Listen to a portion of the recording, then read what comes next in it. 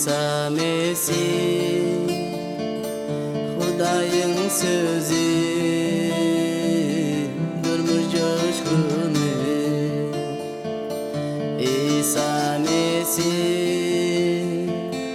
Hudayın sözü durmuş coşkunu Senin adında günem yuvuldu bütün kalbimi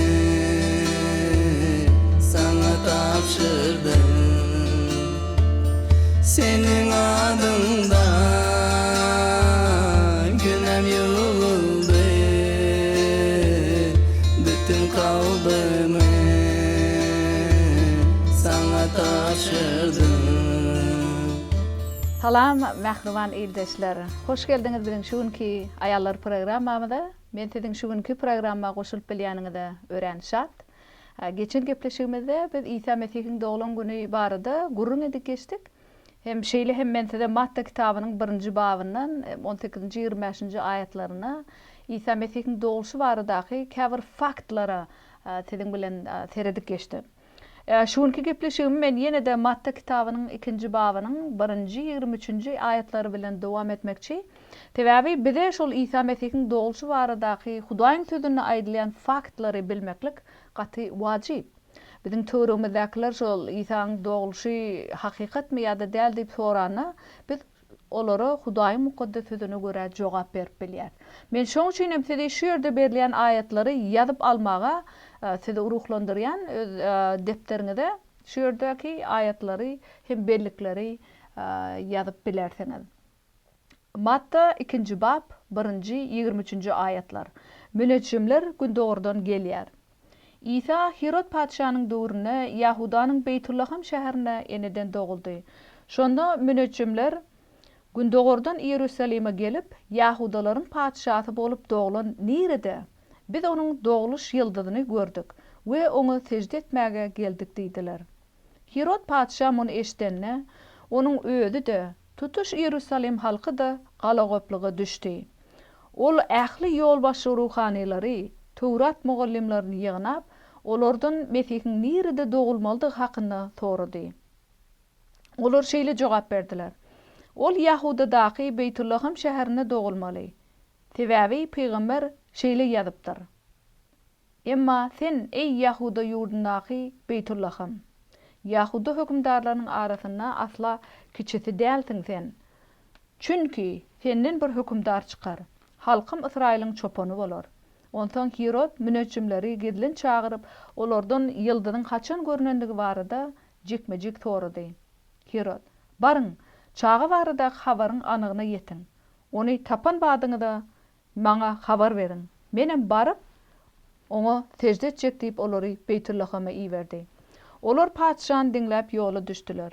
Ine olaryň görün doguluş ýyldyzy ýene peýda boldy we öňlerine düşüp çağanyň dogulan ýeriniň üstüne gelip durdy. Ýyldyzy görürlerinde olaryň şatlyklarynyň çägi bolmady.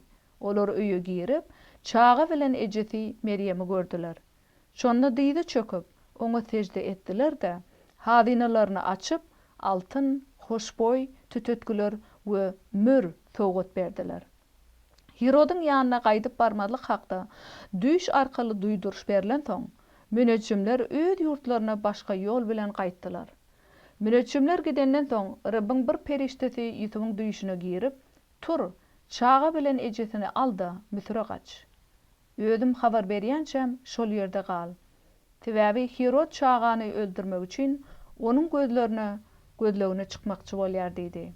Şeýlelikde Yusuf turdu da çağı bilen onun ejesini alıp şol giýje Misre tarap ýola düşdi. Ol tä Herod ölýänçe şol ýerde galdy. Şunlukda Rabbim men oglumy Misirden çağırdım diýip peýgamber arkaly aýdan sözi berjaý boldy.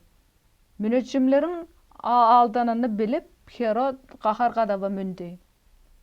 Ol münejjimlerden sorap anyklan wagtyna görä Beytullahym bilen onun daş töwregindäki owalarda doglan 2 ýaşyndaky we 2 ýaşy ýetmedik erkek göbekli çağalaryň ähletini öldürdi.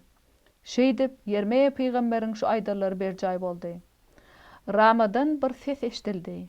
Ağı we acı peryat sesleri. Rahil çağalar üçin ağlayar. Teselli berilmegini isleýär. Çünki olar indi ýok. Hirot ölenden soň Rabbin bir periştesi Misirde Yusuf'un düýşüne girip, tur, çağa bilen onun ejesini alda, Israil'e dolun. Sebäbi çağanyň janynyň kastyna çykarlar öldü diýdi. Ondan Yusuf çağa bilen ejesini alıp Israil'e gaýtdy. Ýöne Arhelanyň öz atasy Hirodun yerine Yahudanyň padşahy bolanyny eşidip, ol ýere barmaga gorkdy. Düýşüň üstü bilen duýduruş berilen soň ol Jelile welaýatyna tarap ýoly düşdi. Ol ýere baryp Nasra diýen şäherde mesken tutdy. Şeýde peýgamberler arkaly oňa Nasraly diýiler diýilip aýdylan söz berjay boldy. Ene şu ayetlerden görüşmedi ýaly, ýene-de biz bir näçe faktlary öwrenýär İsa Mesih'iň doğuşy barada. Ene şol döwürde Herod padşa bolan ekeni, şu ýerde aýdylýan taryhy wakalarym İsa Mesih'iň doğurdan şu dünýäge gelip hem şu dünýä çağı hökmüne iýnendigine şaýatlyk edýär. Sebäbi bizde taryhy faktlarym bar şonu subut etmäge. Ene Herod padşa şu döwürde ol gaty rehimsiz padşa bolupdyr. Şu barada şu padşa barada gowdatlar aýdylmaýar. Ol öz aýalyny öldüren padşa. Hem öz gaýnanesini, giýewsini, daýysyny, hem özüniň 3 ogluny öldüren şu gaty Necid padşa bolan. Şoň üçin hem hemmeler Heroddan gorkan. Ýöne ol öz eden işleri boýunça da şol döwürdäki adamlara gaty ol tanymal bolan adam. Hemmeler ony tanapdyr. Ýene-de biziň başga öwrenýän adamymyz İsa Mesih nerede dogulýar? Beytullah şäherine eneden dogulupdyr. Ýene kim şol Beytullah şäherine doguldy? Dawud padşa. Edil şol köne ähde edilen peýgamberlikler İsa Mesih şol Dawud padşaň neslinden, şoň tohumyndan gelip çykýar diýdiler. Edil aýdyşy ýaly biz görýär şu wagt. İsa Mesih hem Beytullah şäherine eneden dogulýar. Ol eneden doglany hem ol Meryemiň gowrusine mukaddes ruh arkaly galýar. Biz şu barada Matta kitabynyň 1-nji babyna 18-nji 25-nji aýatlaryna geçen gepleşigimizde teredik geçdik. Şu gaty wajyp. Yusuf bilen Meryem diňe adagly edilenni. Olar entek birek-birege durmuşa çykyp ýa-da öýlenmedikdi. Entek o ýerde olar diňe adagly edilen, ýöne şol pursatda olar entek toý etmedinden öň mukaddes ruh Meryemiň gowrusine İsa Mesih'i goýýar. Ene şoň şeýle etmek bilen ol soň Beytullah şäherine eneden doguldy diýär. Soň münejjimler barada da bärde şeýle gurun edilýär. Münejjimler gündogordan Ýerusaleme gelipdir olar. Ene şol bärde diýär olar belki şol Araplardan gelen bolmagy mümkin ýa-da şu töwrekdäki ýurtlaryň içinden Parslardan gelen bolmagy mümkin. Ýöne biz anyk bu barada bilmeýäs. Şol töwdegerler gelen, olar näme üçin gelipdir? Şol İsa Mesih'iň doglanlygyny bilip, biz onun doguluş ýyldyzyny gördük diýär we oňa secde etmäge geldik diýip ötýär. Olar näme üçin İsa Ýahudalaryň padşahy diýär? Täze şol köne ahta aýdylan peýgamberliklere görä, olar İsa kimdigini eýen bilip ötýärler. Bulan İsa Ýahudalaryň padşahy diýmekligi olaryň şol münejjimleriň ýewreýler däldigini bize görkezýär. Olar ýewreýlerden bolmadyk. Ýanky diýişim ýaly başga milletlerden gelen olar. Gündogordan Ýerusaleme gelipdirler. Şol İsa Mesih'iň doguluşy baradaky habary eşidip münejjimler gelen. O näme diýär? Doguluş ýyldyzyny gördük diýip ötýär. Bu münejjimler şu ýyldyzlary okap planetalar okaýarlar, bolmaly şol astrolog bular bolan, şonu bilip eýem, şo doguluş ýyldyzyny görüp İsa Mesih'iň şu dünýäge gelendigini bilip oňa secde etmäge gelip ötýärler. Soň näme diýär? Herod padşa muny eşitenne, onuň özü de tutuş Ýerusalem halky da galagopluga düşüpdir. Ol ähli ýolbaşçy ruhanylaryny, Tewrat mugallimlerini ýygnap olary näme diýär? İsa Mesih'iň nerede dogulmalydygy hakynda soraýar olardan. Mukaddesde görä olar bilmeli diýip ol padşa şeýle pikirden bolmaly. Soň olara näme jogap berdi? Ol Yahudaдағы Beytullahym şäherinde dogulmaly. Täbi Peýgamber şeýle ýazypdyr diýe. Şu peýgamberlik edilen bir näçe ýyl mundan öň İsa Mesih dogulmadyndan öň edilen peýgamberlikler. Emma sen ey Yahuda ýurdunaky Beytullahym, Yahuda hökümdarlarynyň arasyna asla kiçisi dälsiň sen. Çünki senden bir hökümdar çykar diýe. Hökümdar bärde baş harp bilen. Halkym Israýlyň çopany bolar diýe. Ine şu ýerde aýdylyp oturan zatlar İsa Mesih barada müňlerçe ýyl öň edilen peýgamberlik enne amala aşyp otýar. Şonu münetçimler ene şonu bilip eýam İsa Mesih'e secde etmäge gelip otýarlar. Soň näme etdi Herod paça ol münetçimleri gedilen çagyryp olardan ýyldyzyň haçan görnenligi barada jikmejik sorady. Täze astrologlar bu zatlar gowy bilýärler şeýle dämi? Şoň üçin meýam Herod şol İsa Mesih dogulun badyna öldürmegiň küýüne düşüp otýar. Olary çagyryp gedilenlikde çagyryp otýar. Jikmejik sorady. Herod, barıň çaga barada habaryň anygyna ýetin. On tapan badyňyza maňa gelip habar beriň diýe. Menem baryp oňa secde etjek diýip olary Beytullahama iýberýär. Olar paçany dinläp ýola düşdiler. Ene olan gören doguluş ýyldyzy ýene peýda boldy we olan öňlerine düşüp çaganyň dogulun ýeriniň üstüne gelip durdy diýe. Nähili gudrat? Diňe Hudaý etip bilýär şonu. Ýyldyz olary ýol görkezip otýar. İsa Mesih'in nirede diňini görkezip, tä şol İsa Mesih'in dogulun ýerine getirýänçe olary görkezdi, nire gitmeldigini. Soň şu ýere gelip näme etdi diýe ýyldyz durdy. Gelip durdy. Ýyldyzy görenlerine olaryň şahtlyklarynyň çägi bolmady diýe şu münetçimler gaty hayran galyp, täsin galyp otýar. Hudaýyň sözüne aýdylan zatlar indi amala aşyp otýar diýe. Olar öýe girip, çaga bilen ejesi Meryemi gördüler diýe.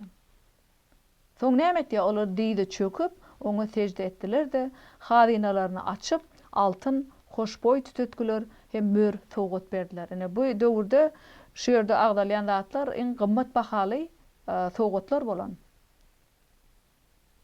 Gaty gymmat bahaly sogatlar olar getiripdirler. Hem şol Isaň doglandygyny bilip otýar olar. Şoň üçin hem şu sogatlary bermäge taýýar bolup gelen eýem.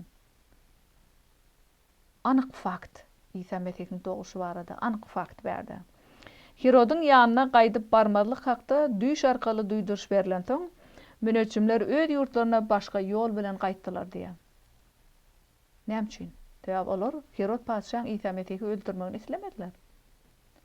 Münetçimler gidenden soň Rabbiň bir perişteti Ýusubyň düýşüne girip otýar berdi. Näme diýe? Tur. Çaga bilen ejesini aldy, Misre gaç diýe. Hudaý Ýusuf bilen Meryemi öz plany üçin gorap otýar. İsa Mesih şu dünýäge gelmeli. Tutuş milletleriň, ähli halklaryň halaskary bolmaly. Şoň üçin hem ol Herod paçaň İsa Mesih'i öldürmekden onu gorap saklap, inni Meryem bilen Ýusuby Misre iýberip otýar. Gaç diýe, Misre gaç. Ödüm habar berýänçem şol ýerde gal. Täze Herod çagany öldürmek üçin onun gözlegine çykmakçy bolar diýdi. Şeýlelikde Ýusuf turdy da çaga bilen onun ejesini alyp şol gije Misre tarap ýoly düşdi. Ol tä Herod ölýänçe şol ýerde galdy. Şollukda Rabbiň men oglumy Misirden çağırdım diýip peýgamber arkaly aýdan sözi berjay boldy. Ene şu ýerde de biz faktlar görýär. Hemme köne ähde peýgamberlik edilen zatlar edil, aýdylşy ýaly hem amala aşdy İsa Mesih bilen. Ene siz köne ähden şonu tapyp bilýäňiz. Men oglumy Misirden çağırdım diýip aýdylan peýgamberlik amala aşdy. Köne ähde şu peýgamberlik edilen. Indi İsa Mesih şu dünýäge gelip aýdylan peýgamberlikler berjay boldy. Hakykatdanam. Ýusuf bilen Meryem näme? Hudaýyň her bir aýdan sözüni dinläp, şoň ýolundan ýörep otýarlar. Täze Hudaý şeýle etmek bilen olary gorap saklady. Herodun olary öldürmeginden gorap saklady. Men aýtdym size Herod paça ol gaty rahimsiz, ýowuz paça bolan. Öz aýalyny hem öz ogullaryny öldüren paça. Soň başga da şu Beytullahymda ente täzece doglan çagalary, bäbekleri hem öldüren ol. Nähil nejislik berdi. Ýöne şoň penjesinden İsa'ny Hudaý gorap saklady. Sebäbi Hudaý şeýletmek bilen öz aydyn sözlerini peýgamberlikler berjaý etdi ol. Münejjimleriň aldanyny bilip, soň Herod näme? Gahar gadaba minip otyr. Ol münejjimlerden sorap, anyklan wagtyna görä Beytullahym bilen onuň daş töwregindäki şu owada doglan 2 ýaşyndaky. Bu 2 ýaşa ýetmedik erkek göbekli çağalaryň ählisini öldürdi diýe. Ine erwet hereket edip otyr ol padşa. Necit padşa bolan. Necit padşa. Ähli çağalar, oýlanyp görüň. 2 ýaşyndaky hem 2 ýaşa ýetmedik erkek göbekli çağalaryň ählisini öldürdi diýe. Bu Herod padşaň edip oturandady. Soň wagtyň geçmegi bilen Herod padşa ölýär. Soň ýene näme diýär? Hudaý şeýle wepaly. Rabbiň bir periştesi Misirde Ýusubyň düýşüne giyirip, tur, çağa bilen onuň ejetini aldy, Israila dolan. Täbi çağanyň janynyň kasyna çykarlar, öldü diýdi. Ýene de berde Hudaý Meryem bilen Ýusuba tawşyryk berip otyr, ýol görkezip otyr, endi näme etmeligi barada. Soň Ýusup bilen Meryem näme jogap berýär? Onsoň Ýusup çağa bilen ejetini alyp Israila gaýtdy. Ýöne arheolanyň öz atasy Herodyň ýerine Ýahudanyň padşasy bolanyny eşitip, ol ýere barmagy gorkdy. Düýşüň üstü bilen duýduruş berilen soň, ol Jelile welaýatyna tarap ýola düşdi. Ol ýere baryp, Nasira diýen şäherde mesken tutdy diýe. Hudaý hemişe oňa Ýusuba şeýle duýduruş beren düýşüň üstü bilen. Düýşüň üstü bilen oňa duýduruş berip otyr. Şeýdi we man gorap saklap otyr. Bu nähili dogurçul adam bolan. Hudaýyň her bir aýdýan sözüni dinläp, oň beren tawşyrklaryny ýerine ýetirip ýaşan adam. Meryem hem şeýleden. Her bir aýdylan söze kulak goýup berilen duýduruşlary berjaýa otyrlar ikisem. Ýene de biz görýäs İsa Mesih barada näme diýär? Ol nirede önüp ösen çağa hökmüne, Nasra şäherine. Siz şunu täze ähde görýäňiz. Ene şol bärde perişte, Hudaýyň periştesi olar şo ýere ýollap otyr. Näme üçin olar Misir'e barıp bilmedi? Näme üçin olar bagşlaň Misir'e dälde Misirden hem olar çykardy? Hudaýyň periştesi näme diýdi? Ene bärden gitdi. Ejetini aldy, Israila dolanydy. Sebäbi Herod padşa enne ýok boldy. Ol sen janyňa enne kast etip bilmedi diýip. Ýöne soň oň ogly öz atasynyň ýerine padşa boldy. Arhela. Şoň üçin ol ýene de Israilyň özüne baryp bilmän, başga Nasra diýen şäherde mesken tutmaly boldy. Şeýdi peýgamberler arkaly oňa Nasraly diýerler diýip aýdylan sözi berjaý boldy diýe. Hudaýyň mukaddes sözüne aýdylýan her bir peýgamberlikler Hudaýyň gudratynyň üstü bilen amala aşyryldy. Her biri. Bizde hiç ýyly şüphe bolmaly däl İsa Mesih'iň doguşy barada. Şonu beýlekler bilen paýlaşamyzda da bizde şüphe bolmaly däl. Hudaýyň sözü bize anyk aýtýar, nähili oň bize hatda faktlaryny berýär. Nerede doglan, haçan doglan, nähili ýagdaýda doglan. Bizde her bir faktlar barada subutnamalar bar. Ýene de Luka kitabynyň 2-nji babynyň 1-nji 20-nji aýatlaryna da İsa'nın doğuşu barada gurun edilýär. Matta şu barada ýazan. Luka da İsa Mesih'iň doğuşu barada ýazyp otyr. Şoňa şol döwürde şaýatlyk edilen hemmesi bize şonu ýazyp mukaddes sözüň üstü bilen ýetirip otyrlar. Şol günlerde Rim imperatory Awgust tutuş imperiýada ilat ýazywyny geçirmek barada ferman çykardy. Bu ilkinji ilat ýazywy bolup, ol Kirenius'un Siriya hökümdarlyk eden döwrüne geçirildi. İlat ýazywyndan geçmek üçin her kim öz şäherine gitdi. Şeýlelikde Ýusup hem Jeliledäki Nasra şäherinden çykyp Dawudyň Ýahudadaky Beytullahym şäherine gitdi. Sebäbi ol Dawudyň urugundan bolup onuň nesline degişildi. Ýusup ýazylmak üçin ol ýere göwreli adaglasy Meryemi hem alyp gaýtdy. Olar Beytullahymda galar. Meryemiň aýy güni dolup, Nobahar ogluny dogurdy. Meryem ony gunnaga dolady da, bir ahırda yatırdı. Tebabi olar mihmanhanadan yer tapmandılar diye. Yine bu 1-nji 7-nji ayatlar. Yine şu yerde görüşme diýaly. Yine de biz näme faktlar öwrenýär şu bölümden. Şu güllerde, haýsy güller şu İsa'ň doğulan güllerine Rim imperatory August tutuş imperiýada ilat ýadyny geçirmek barada ferman çykartdyr ol.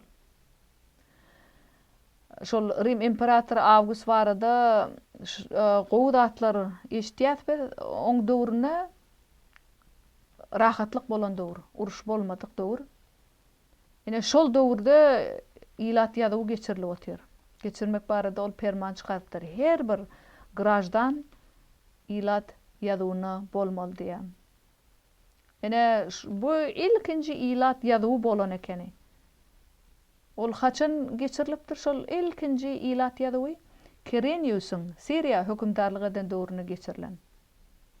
İlat ýadynyň geçmek üçin her kim öz şäherine gitmeli bolupdyr şu döwürde. Siz bilýäňiz, bizde de şol ilat ýadyny bolýar, geçirilýär. Ene şol ilat ýadyny geçirmek üçin her kim öz şäherine baryp şu ýerde ýazylmaly, registrasiýa edilmeli.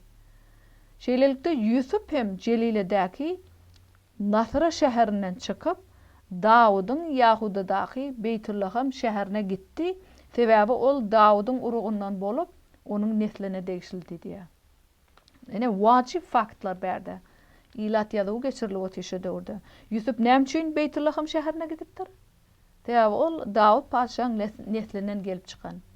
Şoň üçin hem ol şol Beytüllahama gidip Dawudyň urugundan bolanlygy sebäpli, Dawudyň nesline degişildigi sebäpli Beytüllahamda hatda şol ilat ýadyny geçirmeli ekeni. Ene şol Jeliledäki Nasra şäherinden Beytüllahama gitmeli bolan. Meryem hem Dawud paşaň liniýasyndan gelip çykan. Şoň tohumyndan gelip çykan. Ýöne şol Nasradan Beytüllahama şoň arasyndaky aralyk 3 günlük ýol bolan. Gödüňizde getir görüň. O döwürde maşyn bolmadyk. Olar eşekde ýa-da düýede giden bolmaly. 3 günläp. 3 günläp oýlanyp görüň. Meryem ol gowruli, çağı dowjak bolup otyr.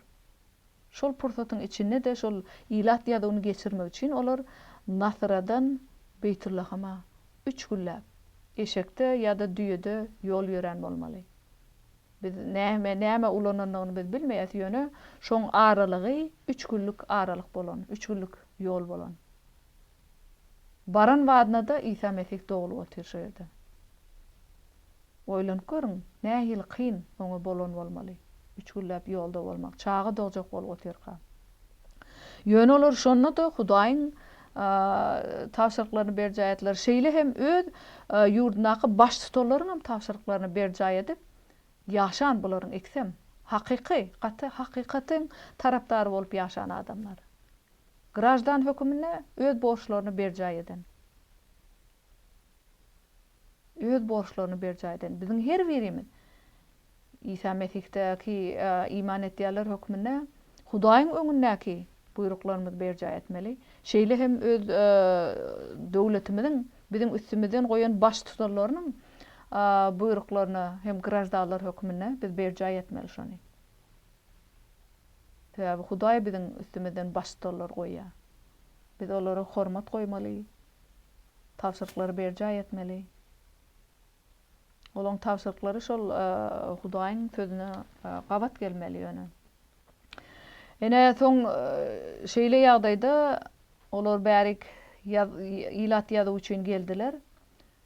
Yusuf ýazylmak üçin ol ýere gowruli adagy Meryem hem alyp geldi diýe. Meryem hem şo ýere gelen, sebäbi ol hem Dawudyň urugundan gelip çykyp Dawudyň nesline degişildi. Şoň üçin ikisem Beytüllaham şäherine gelmeli boldy. Olar Beytüllahamda halar Meryemiň aýy güni dolup Nowbahar ogluny dogurdy. İlkinji ogly. Meryem onuň gurnugy dolady da bir ahyrda ýatyrdy. Sebäbi olar mehmanhanadan yer tapmandylar. Oýlanyp görüň, İsa Mesih nähili pesbäl ýagdaýda şu dünýäge gelen. Şoň üçin ol biziň hem öz gatnaşygymyzda, Hudaýa bolan gatnaşygymyzda, birege bolan gatnaşygymyzda şeýle pesbäl ýagdaýda bolmagy bide görkezýär. Öz durmuşynyň üstü bilen bide görelde görkezip otyr. Nähili ýaşamaldygymyz barada. Mal ýatakda ahyrda doglan. Täbi mihmanhanada yer ýokdy. Näme üçin? Hemmeler ilat ýadyny geçirmek üçin Beytullah'a gelipdiler şu wagt. Şoň üçin yer bolmady mihmanhanada. Ýöne ol şeýle pesbäl ýagdaýda şu dünýä geldi. O biziň her birimiziň hem İsa Mesih'däki durmuşymyzda şeýle pesbäl, peskün ýagdaýda ýaşamaga çagyrýar. Kalmada hiç el gedemlik bolmaly däl. Däb İsa Mesih'de bolmady. Hatda şu dünýä gelenede. Hudaýyň ogly şeýle pesbäl ýagdaýda geldi. Bize şeýle görelde görkezmek üçin geldi. Ýene de başga da şu çopollar, perişteler barada bizde köp bellikler var. İsa Mesih'iň doguşy barada. Men şu barada da seniň bilen eniki gepleşiklerimizde okak geçmek isleýän. Ýöne men size bir aýtmak isleýän zadym, Hudaýyň size bolan süýgüsini düşünmeňizi isleýän. Öz mukaddes sözüniň üstü bilen ol size şeýle ýüzlenýär. Men şu dünýä siziň üçin geldim. Öz janym bermek üçin geldim diýär İsa Mesih. Siz onu kalbyňyzda kabul etmäge taýarmy? Hudaýyň mukaddes sözü, ene şu ýerde aýdylýan ayatlar hem her bir wadalar bu Hudaýyň size süýgü haty. Siz şonu süýgü haty hökmüne ulanmaga taýarmy? Ol ene Debur kitabynyň 138-nji babynyň 1-nji aýatyna size nähili ýüzlenýär? Belki sen meni tanamaýarsyň, ýöne men sen hakda ähli zady bilýärin diýär. Hudaý sen hakda ähli zady bilýär. Sen bilmeýänsiň, ýöne Hudaý ähli zady sen barada bilýär, oň mukaddes söz aýdyp otyr. Debur kitabynyň 138-nji babyny dogly okaň. Ol ey balam diýip saňa şeýle ýüzlenýär. Men sen barada ähli zady bilýärin. Men sen oturup turşuňy bilýän diýär ikinji aýat. Şol bir bab ikinji aýat. Ähli zat sen barada bilýän, sen oturup turşuňy men bilýän diýär. Men sen ähli ýollaryňy beletdirin diýär. Ähli ýollaryňy belet. Ýöne sen Hudaýyň şu ýerde berýän wagdalaryna, aýtýan sözlerine iman etdiňmi? Men şu ýerde aýdylýan zatlary dilege öwrüp, öz kalbyňyzy Hudaýa açmaga çagyrýan. Ýetäň doglan gününi belläň, kalbyňyzy açyň, kabul edin. Ol siziň bilen ýakyn gatnaşykda bolmaga taýar. Gynatagym şu günki gepleşigimiz tamamlanýar. Eniki gepleşigimizde çerli, hoş, sag bolun.